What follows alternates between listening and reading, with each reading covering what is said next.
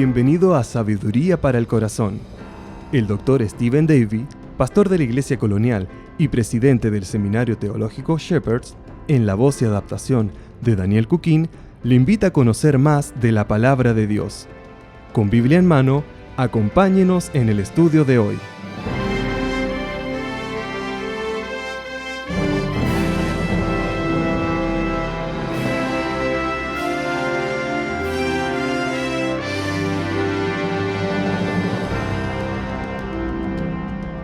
Los celtas en la antigüedad creían que sus diosas la habían creado. Los romanos creían que surgió de Minerva. Los hinduistas creen que surgió de su diosa Sarasvati. Los griegos creían que surgió de Zeus. Por generaciones, la humanidad no solo ha querido conocer el origen del universo, sino que también ha tratado de entender de dónde surgió lo que el ser humano tiene y que lo separa del resto de los seres vivientes. En una sola palabra, sabiduría.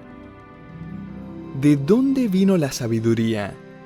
Esta habilidad de considerar racionalmente el pasado, el presente y el futuro, la habilidad de formar civilizaciones con nociones de justicia, equidad, gracia, ley y orden, la habilidad de aplicar conocimiento en cuestiones sociales, éticas, financieras, morales y espirituales. ¿De dónde vino este sentido común, que hoy por hoy ya no es tan común que digamos? En la Biblia, la palabra sabiduría simplemente se refiere a aplicar conocimiento. Y según la Biblia existen dos fuentes de sabiduría. Puede ser positiva o negativa, buena o mala. El apóstol Santiago escribió: «Pero si tenéis celos amargos y contención en vuestro corazón, no os jactéis, porque esta sabiduría no es la que desciende de lo alto, sino terrenal, animal, diabólica. Porque donde hay celos y contención, allí hay perturbación y toda obra perversa». Luego él contrasta esta sabiduría terrenal al agregar: «Pero la sabiduría que es de lo alto es primeramente pura, después pacífica, amable, benigna, llena de misericordia y de buenos frutos, sin incertidumbre ni hipocresía». Santiago 3, 13 al 17. Y a la verdad, no puedo pensar en una ilustración más clara de lo que escribe Santiago que lo que vemos en 1 Samuel 18. Así que vayamos allí mientras continuamos estudiando la vida del cantautor, pastor de ovejas y futuro rey de Israel, David. Ahora en este capítulo en particular, vemos que después de haber vencido a Goliat, David empieza a progresar y prosperar, demostrando sabiduría de lo alto, mientras que el rey Saúl empeora, demostrando la sabiduría del mundo. Y mientras vamos a través de este capítulo, lo que quiero es hacer y responder la pregunta: ¿qué significa andar prudentemente? ¿Cómo se ve eso en la vida real? Y es que el concepto de prudencia y sabiduría va a aparecer varias veces aquí. 1 Samuel 18 va a responder esa pregunta con al menos 3 características determinantes. Permítame darle la primera característica. Primero, andar prudentemente significa responder a la promoción con humildad. Versículos 1 al 5. Ahora, tenga en mente que cuando llegamos al capítulo 18, David acaba de ganar popularidad instantáneamente. Él se convierte en toda una celebridad de la noche a la mañana. Él es el joven que mató al gigante. La verdad es que David está en boca de todos. Él es el tema de conversación y el objeto de admiración de todo Israel. Era muy fácil que todo eso se le subiera a la cabeza, pero no lo hizo. Y lo que pasa después solo hace que el auge de David sea aún más destacable. Note el versículo 1. Aconteció que cuando él hubo acabado de hablar con Saúl, el alma de Jonatán quedó ligada con la de David, y lo amó Jonatán como a sí mismo. Saltémonos al versículo 3. E hicieron pacto Jonatán y David, porque él le amaba como a sí mismo. Y Jonatán se quitó el manto que llevaba y se lo dio a David, y otras ropas suyas, hasta su espada, su arco y su talabarte. Ahora, lo que ocurrió aquí fue un acto simbólico que representaba varias cosas. Primero, representaba una profunda amistad que se había formado. Jonatán sabía que David había arriesgado su vida por la gloria del Dios de Israel. Así que él piensa, ese es mi deseo también, eso es lo que está en mi corazón.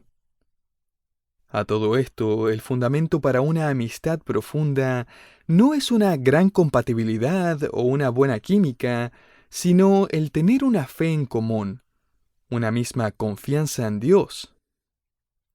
Y para aquellos que tergiversan este texto y enseñan que David y Jonatán tuvieron una relación inmoral, todo lo que necesita hacer es leer el resto del capítulo. En el versículo 16 se nos dice que todo Israel y Judá amó a David. En el versículo 20 y 28 se nos dice que Mical amó a David, y eso fue antes de que se casaran. Y en el versículo 22 el verbo aparece otra vez cuando leemos que todos los siervos del rey amaban a David. El punto es obvio, ¿o no? Todos amaban a David. Además, esta palabra hebrea en particular para amor tiene una connotación política. Puede también significar unir o conspirar. Y es importante entender que cuando Jonatán se sacó el manto y se lo dio a David, esto significó que él estaba depositando su afecto y lealtad en el que creía que iba a ser el heredero al trono de Israel. Nota el versículo 5, y salía David a donde quiera que Saúl le enviaba, y se portaba prudentemente. Quizás su traducción dice, y prosperaba. Esa es la palabra hebrea sakal, que a veces es traducida conducirse sabiamente. En la Biblia, el éxito y la prosperidad nunca tienen nada que ver con el dinero o la fama, tienen que ver con un caminar prudente y sabio. Ahora, ¿qué hace Saúl con un hombre tan valiente, humilde, leal, sabio y prudente como David? Versículo 5, y lo puso Saúl sobre gente de guerra. David es ascendido a comandante. De un día para otro, David se encuentra en la cima. Y en ningún lugar en este capítulo va a encontrar que David está mirándose al espejo y diciendo, «Mírate, David, eres el mejor». Él no manda un mensaje a sus hermanos, especialmente a Eliab, quien lo había menospreciado solo unos días atrás al decirle que era un bueno para nada y que apenas sabía cuidar un par de ovejas. ¿Qué tienes que decirme ahora, Eliab? ¿Quién es el pobre pastorcito ahora? Querido oyente, portarse prudentemente significa ser capaz de discernir cuál es el momento indicado para mantener la boca cerrada. El problema aquí es que todos los demás están abriendo la boca. Note el versículo 6. Aconteció que cuando volvían ellos, cuando David volvió de matar al filisteo, salieron las mujeres de todas las ciudades de Israel cantando y danzando, para recibir al rey Saúl con panderos, con cánticos de alegría y con instrumentos de música. Esto era común en la antigüedad. Normalmente las mujeres salían a saludar a los guerreros triunfantes con danzas y tamboriles, cantando y dirigiendo la celebración de la victoria. Y según los historiadores, estas mujeres no andaban improvisando y cantando lo primero que se les venía a la mente. Ellas eran bien organizadas. Este era como un desfile donde habían danzas y cantos preparados. Tristemente, la mayoría de estas costumbres fueron olvidadas a través de los siglos. Aquí en 1 Samuel vemos un desfile de victoria donde los artistas empiezan a presentar sus canciones y empiezan a cantar una canción que es definitivamente nueva. Note el versículo 7. Y cantaban las mujeres que danzaban y decían: Saúl hirió a sus miles, y David a sus 10,000. ¡Oh, wow! Eso sí que le aguó la fiesta a Saúl. Mira el versículo 8. Y se enojó Saúl en gran manera y le desagradó este dicho, y dijo: A David le dieron 10,000 y a mí 1,000. No le falta más que el reino. Y desde aquel día Saúl no miró con buenos ojos a David. No se nos dice si David notó la sospecha y el cambio de actitud de Saúl hacia él. Lo que sí sabemos a partir de este capítulo es que David no está diciendo nada.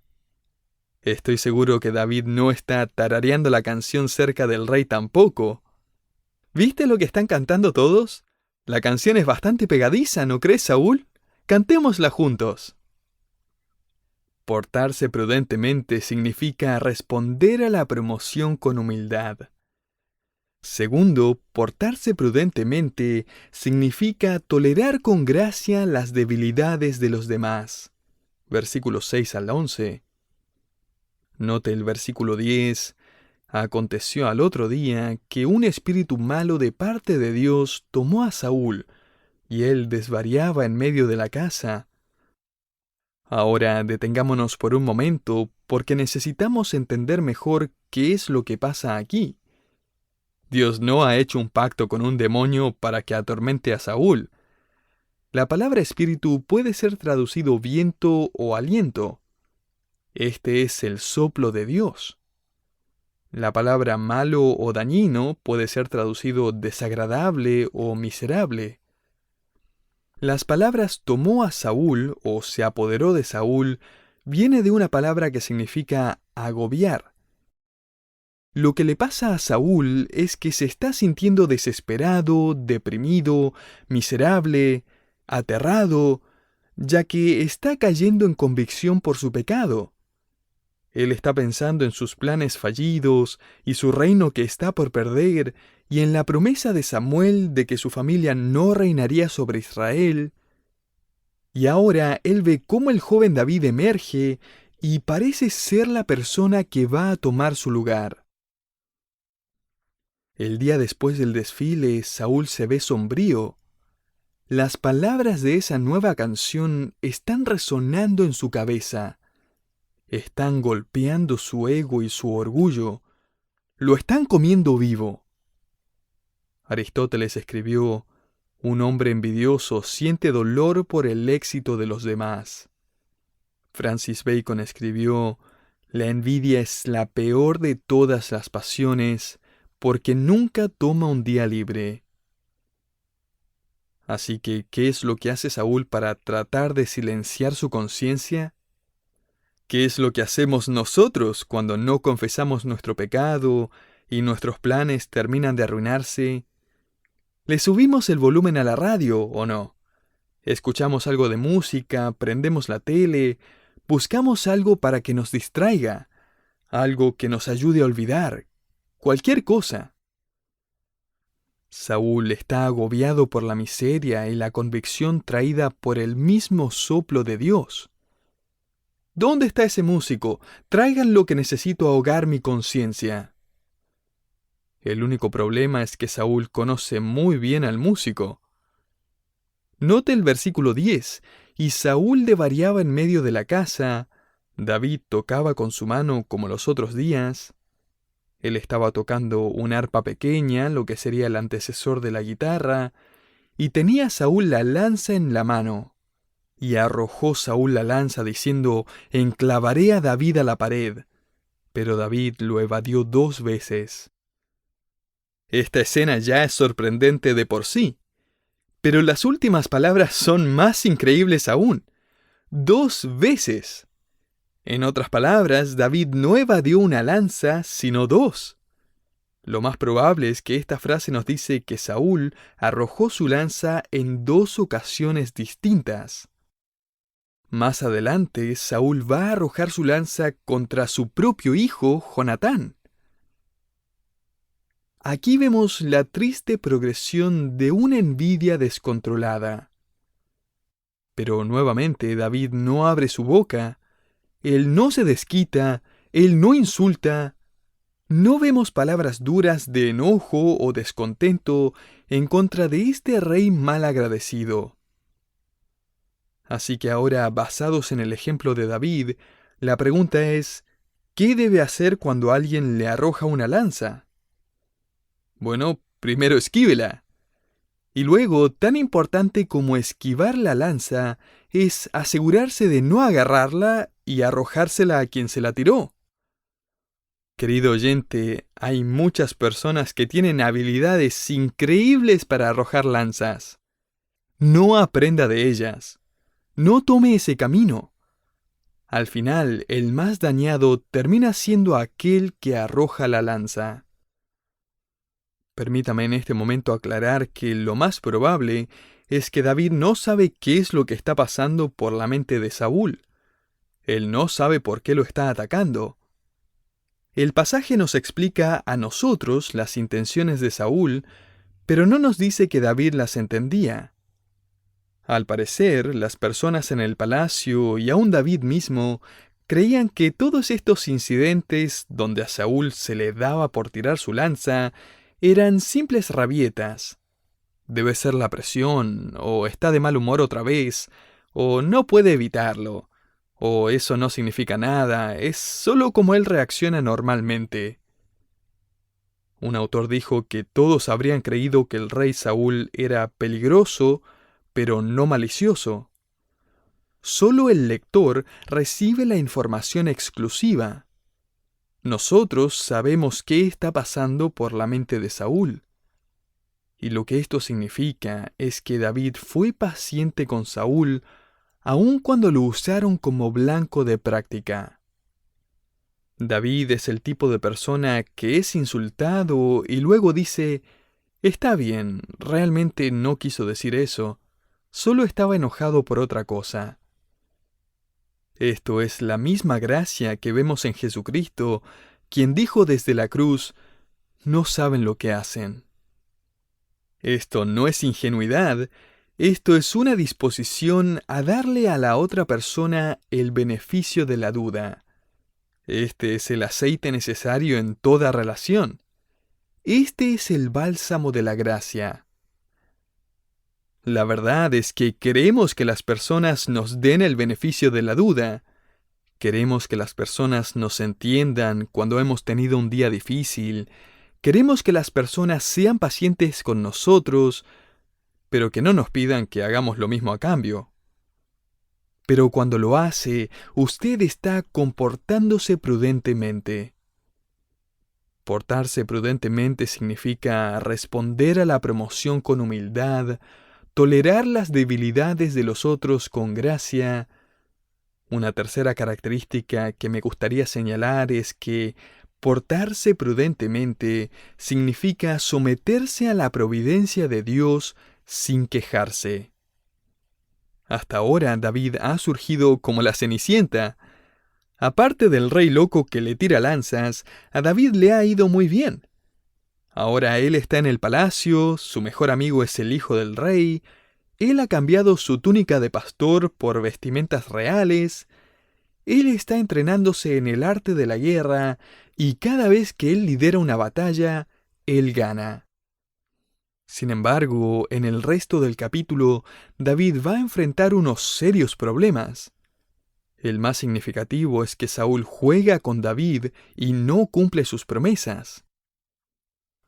Saúl sin duda ha retrasado el premio que había prometido para el que derrotara a Goliat, darle su hija en matrimonio. Para este punto Saúl solo está esperando que David muera en batalla.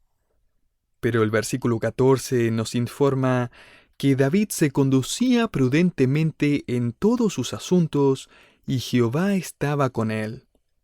Y viendo Saúl que se portaba tan prudentemente, tenía temor de él. Mas todo Israel y Judá amaba a David porque él salía y entraba delante de ellos. Esta es terminología militar que nos indica que David salía en campañas y volvía exitosamente a Israel. Saúl está pensando, ¿cuándo se le va a acabar la suerte? Y cuando Saúl le dice que es tiempo de cumplir su promesa, David, en humildad, le responde que él no es digno de ser su yerno, de ser parte de la familia real. Pero note el versículo 19, y llegando el tiempo en que Merab, hija de Saúl, se había de dar a David, fue dada por mujer a Adriel Meolalita. Todos amaban a David, pero ahora todos saben que no todos aman a David. Y David, a propósito, se resiste a contraatacar, a demandar lo que es suyo, a defender su honor. De hecho, para ese entonces, David podría haber generado una revuelta. Goliat había avergonzado a Saúl delante del pueblo y él había salvado el día. Saúl ya había perdido su reputación en el palacio por sus constantes rabietas, arrojando lanzas y todo lo demás, mientras que todos en el palacio aman a David. Además, todos saben que Dios está con David. Él ha estado ganando todas las batallas que sale a pelear. Si él quería, él podía haber destronado a Saúl en ese mismo momento. Pero no lo hace, sino que se comportó prudentemente. Ahora, cuando Saúl cree que todos se han olvidado de David, su hija menor se enamora de él. Versículo 20. Pero Mical, la otra hija de Saúl, amaba a David, y fue dicho a Saúl, y le pareció bien a sus ojos. ¿Por qué? Bueno, no necesita pensarlo mucho, ya que la respuesta la encontramos en el versículo 22. Y mandó Saúl a sus siervos, hablad en secreto a David, diciéndole, he aquí el rey te ama. Olvida las lanzas que te ha tirado y cómo te humilló con lo de su otra hija. Y todos sus siervos te quieren bien. Sé pues yerno del rey. David le pregunta, ¿cómo? Soy un hombre pobre. Evidentemente, el rey no había cumplido otra de sus promesas. Él había dicho que daría riquezas a aquel que venciera a Goliat. No hay problema, David. No quiero dinero. Tengo una propuesta. Solo ve a matar 100 filisteos, córtales el prepucio y tráelos aquí. Esa va a ser tu paga. Esa va a ser tu dote. Eso suena bastante raro y asqueroso, a decir verdad. Pero esta era una práctica común en la antigüedad. Así que Saúl le dice a David, ve y mata a 100 gentiles paganos, y tráeme la prueba de que no solo mataste israelitas indefensos, sino que hombres filisteos. Saúl asume que David no va a salir con vida. ¿Y qué es lo que hace David? El versículo 27 nos informa que David dobló la demanda del rey. Aquí están los 100 que querías, rey Saúl, y aquí tienes otros 100 más. David es sabio, ya que el texto implica que él presentó su dote en público. Por lo tanto, el rey se vio obligado a cumplir con su promesa. Saúl ya no tiene más excusas. Él se siente avergonzado por la valentía de David. Él sabe que ahora tiene que darle a su hija al hombre que más teme en todo el mundo. Mire el versículo 29. Tuvo Saúl más temor de David y fue enemigo de David todos los días. No pase por alto la última línea. Saúl fue enemigo de David continuamente, todos los días. Y él no va a acabar con esta enemistad hasta que uno de ellos esté muerto. Leí hace poco una leyenda griega. Contaba acerca de una carrera olímpica en donde un joven atleta muy orgulloso terminó en segundo lugar. Él estaba devastado. El recuerdo de ese día lo atormentaba constantemente. La carrera que debía haber ganado, el rostro de su oponente, la multitud celebrando y coreando el nombre del ganador. El ganador de la carrera era de su mismo pueblo, y para su mayor decepción, cuando él volvió, encontró que los líderes de la ciudad habían acordado levantar una estatua en honor al medallista de oro. La envidia lo estaba comiendo vivo. Él no podía soportar ver esa estatua, que le recordaba a diario de su doloroso fracaso. Él decidió destruirla. Cada noche, cuando no quedaba nadie en el centro de la ciudad, él se escabullía hasta donde estaba la estatua y tan silenciosamente como podía, cincelaba la base, esperando debilitarla de tal manera que eventualmente, quizás durante un fuerte viento o una tormenta, la estatua se cayera y se rompiera en 1000 pedazos. Una noche, mientras él cincelaba la base con más enojo y envidia que nunca, la pesada estatua repentinamente cayó sobre este joven y lo mató. Los aldeanos lo encontraron la mañana siguiente, aplastado debajo de la estatua de la persona que él había odiado tanto. Esta es una ilustración del rey Saúl. Para el final de este capítulo, Saúl debería haber estado más feliz y David debería haber estado resentido y enojado. Sin embargo, vemos totalmente lo opuesto. El versículo 30 termina este capítulo con la misma frase con la que comenzó. David tenía más éxito. Allí está esa palabra nuevamente. David se portaba prudentemente, más sabiamente que todos los siervos de Saúl, por lo cual se hizo de mucha estima su nombre. Portarse prudentemente significa responder a la promoción con humildad, tolerar la debilidad de otros con gracia y someterse a la providencia de Dios sin quejarse. Que el Señor nos ayude para que, tal como David, podamos demostrar todas estas características en nuestra vida.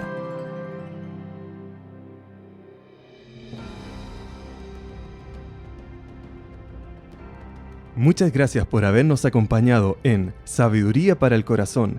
Si usted quisiera saber más acerca de este ministerio o quisiera escuchar este programa nuevamente, le invitamos a que visite nuestra página en internet www.sabiduriaespanol.org. También le invitamos a que nos siga en las redes sociales como YouTube, Facebook e Instagram. Finalmente, si quisiera contactarse con nosotros, escríbanos a sabiduría@wisdomonline.org.